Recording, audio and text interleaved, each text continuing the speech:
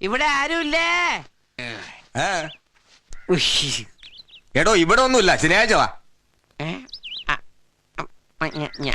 അതെ തോമയായിരുന്നു. അയ്യോ ഇത് പിച്ചക്കാരനല്ല, താൻ ചെറുക്കനായിട്ട് വരാന്ന് പറഞ്ഞിട്ട്. ആ മുതലല്ലേ ഈ നിൽക്കുന്നത്. അയ്യോ എന്നാ കേറുവാ. പൗഡർ തുടച്ചതാ കുഴപ്പമായത്. അല്ലെങ്കിൽ നീ മമ്മൂട്ടിയല്ലേ? ഇതാ വലത് കാലി. അയ്യോ ഞാൻ ഇടതാ. ഇവിടെ 18 പടി കെട്ടാമായിരുന്നു.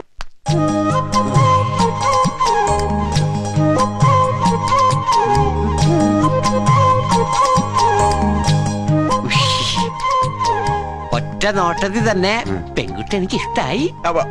ഇത് പെണ്ണിന്റെ അമ്മയാണ്. സോറി, ചർമ്മം കണ്ട പ്രായം തോന്നില്ല. അച്ഛൻ എന്നോട് ക്ഷമിക്കണേ. മോന്റെ പേരെന്താ? കുഞ്ഞൻ. കുഞ്ഞെന്നൊക്കെ നാട്ടുകാർ വിളിക്കുന്നേ, പക്ഷെ എന്നെ ഞാൻ വിളിക്കുന്നത് വിമൽ കുമാർ എന്നാ. ഇപ്പൊ ഇട്ടു ചവിട്ട് കൂട്ടി ഞാൻ മോളെ വിളിക്കാം. സുഹാസിനി. സുഹാസിനി സിനിമാ നടിയുടെ പേരാ. സുഹാസിനി വിമൽ കുമാർ. ഡീസന്റ് വിടല്ലേ?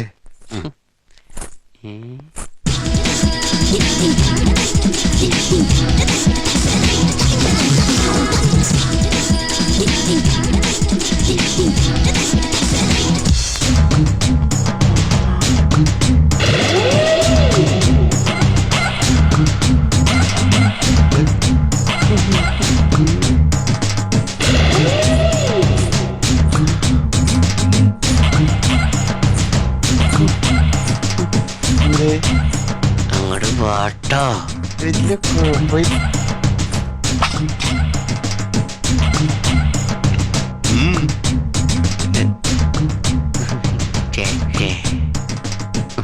നാണിക്കണ്ട, മണവാളുടെ മുഖത്തേക്ക് നോക്കിക്കോ, പിന്നെ കണ്ടില്ലാന്ന് പറയരുത്. ആ ഇല്ലേ?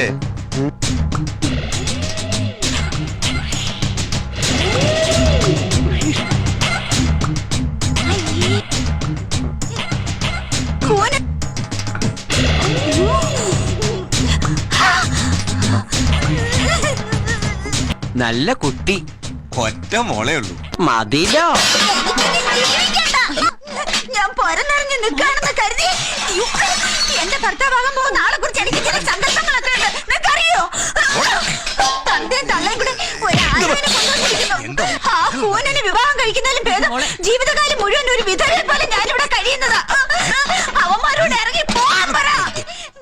ഞാനിവിടെ നിന്നോളാം. പരന്ന കൂനനെ കണ്ട് ഞാൻ ജീവിതം വെറുത്തുപോയി.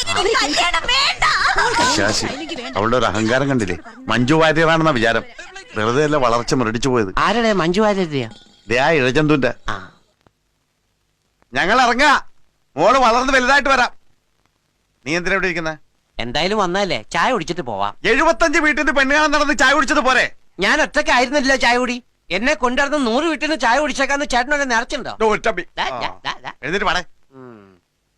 എന്തായാലും ഇവിടെ വരെ വന്നാലേ കാറ് കാശെങ്കിലും മുതലാവട്ടെ. പണ്ട് കപ്പലിന്റെ കച്ചവടം ചെയ്തത് നന്നായി, കുമ്പിള് കുത്താൻ പറ്റി. പട്ടി ബിസ്ക്കറ്റോ? വെറുതെ അല്ല പെണ്ണ് കിടന്ന് കുരക്കണത്, ഇതല്ലേ തീറ്റ.